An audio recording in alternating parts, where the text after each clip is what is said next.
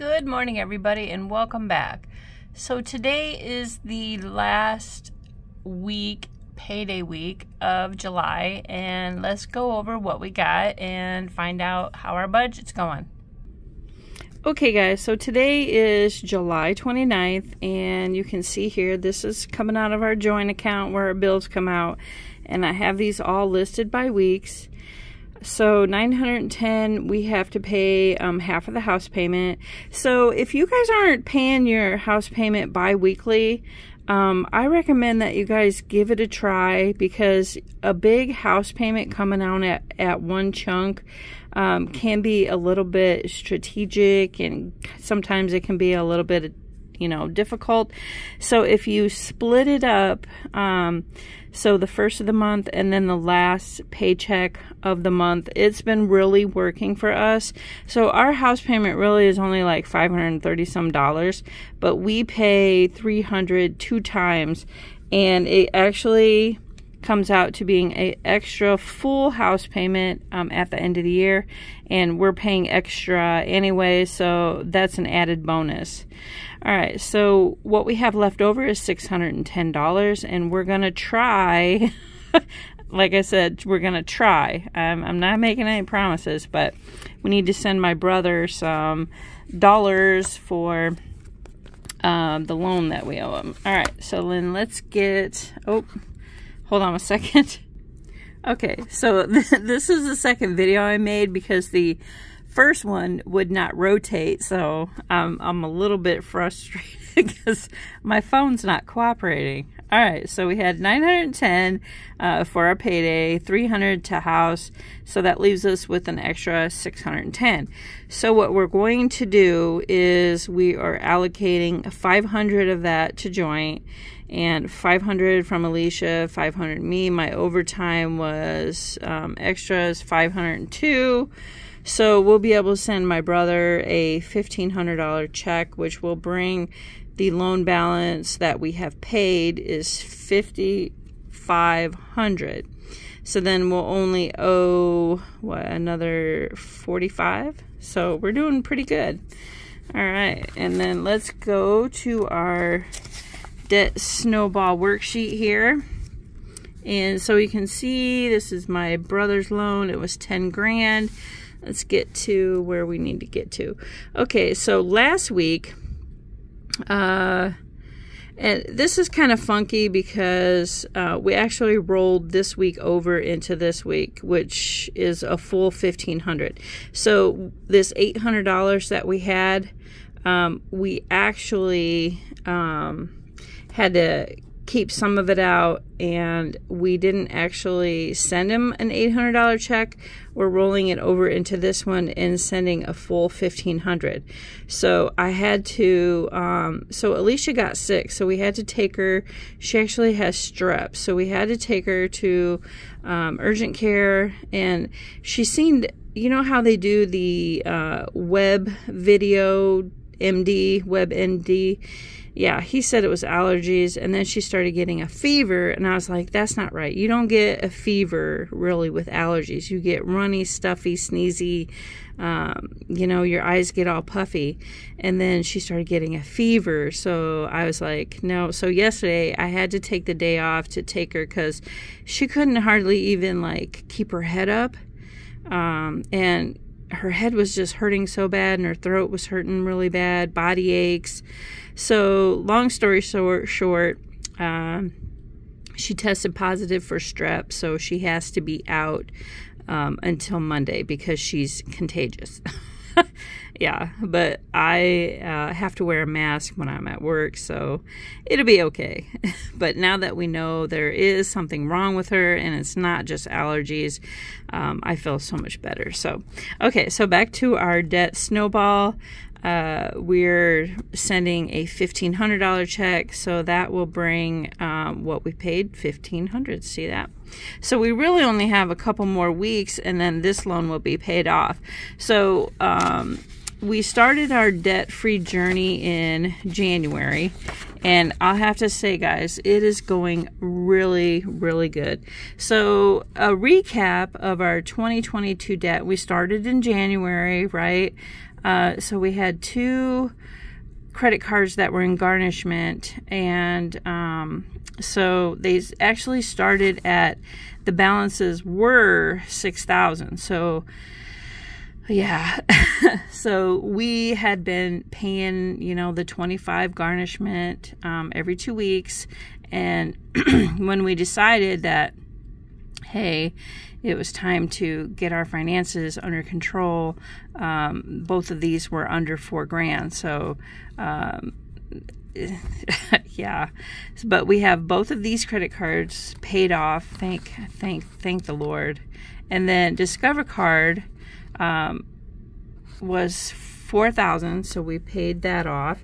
And then something happened and it was up to $5,400, and then so we paid that off. And then there was a personal loan of $8,000. We were just being really stupid, borrowing money and, you know, trying to rob Peter to pay Paul kind of thing, and it just wasn't working. And we were stressed out about money all the time, and I said, gosh, we gotta do something, you know, because we make pretty good money. I mean, we don't make exceptional money, but if all our debts were paid off, you know, just this little here, there, $50, you know, payment kind of thing, and we wrapped all those up, we could have a lot of money. So that's how that's really how the conversation kind of went. We were like, we're out of control and we need to do this. So I had been actually using my overtime money for about 3 months to try to, you know, get credit cards and stuff paid down. It just wasn't working, because when only one person is on the plan, it doesn't leave you a lot of leeway. And so I was very frustrated. So I finally just talked to her, and I'm like, look, we can get out of debt by December. So she's like, okay, you know, watching the numbers and seeing exactly how much we were, you know, wasting, and trying to pay things off and try to, you know, live a pretty decent life, but we just had so much going out. And then she was on board. So all right, and then we had car repairs, $2,000. That was my car. So we had tie rods, UV joint, and a couple other things. The brakes were terrible, so I needed brakes and rotors all the way around, and that was $2,000. And then our little P. Willikers, she was a Boston Terrier, found out that she had a malformation, genetically born with it, and she lost the ability to use her back legs. And it was weird. It was just like 1 second she was walking, and the next second she was dragging her right leg, and then 2 minutes later she couldn't walk at all. She was dragging both legs. And we took her to the Purdue University here in the extension here in Westville, Indiana, and found out that she was just born that way, and they couldn't believe that she didn't have some kind of paralysis from the neck down sooner, because she had twisted vertebrae in her neck. She had like 4 of them that were just, you know, genetically crooked. So we had to put her down. It was they couldn't guarantee that it would even work, because she had so many vertebrae that were twisted, and just the bones didn't grow correctly. So we had to put her down. She was just 2 years old. She was our baby, but it was for the best. And then we needed a new roof, so we got a metal roof, which will last 45 years or more, which I'm super excited, because we ended up paying a little bit more. So shingle roofs are like half the price of this, but we wanted it to last forever, because we had a leak in our back laundry room, and we didn't want to go with shingles again, because of where we live. We get crosswinds really bad, and our house faces east and west, not north. It's not oriented north and south. So we get a lot of those, you know, underlying winds that just take the shingles, and I didn't want that to happen again, so we paid a little bit more, but I'm super satisfied with it. And I know that I'm a low maintenance kind of girl. I don't like to get on the roof, and I mean, I clean out the gutters and that kind of thing, but yeah, so that will save us a lot of money.